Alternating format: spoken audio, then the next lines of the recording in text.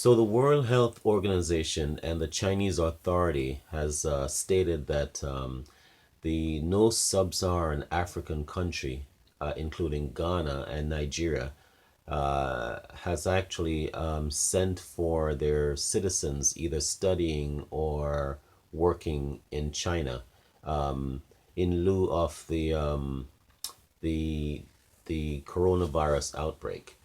Now, this might look very harsh for our African countries that are reluctant to bring them back home, but the truth is, for Africa, we are not able to create another outbreak like the Ebola virus, the epidemic that occurred and devastated so much of Africa, depleted much of the resources, political resource, economic resources that was available to do other things that um, our countries are struggling with.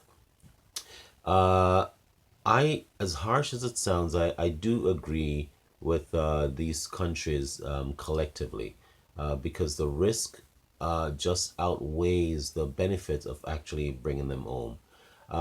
The logics of it is that China actually is more capable than most of our African countries to handle this epidemic. Furthermore, that's where it started, so they have an obligation actually to sort this out. Bringing them to the continent is only going to further expose the many countries there and create maybe unnecessary risk.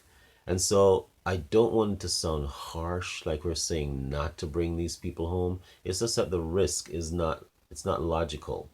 They are in a much better hands to deal with this epidemic. And so with that, I support and I stand with all these African countries that decide let them stay in China. China has the capability of taking care of that.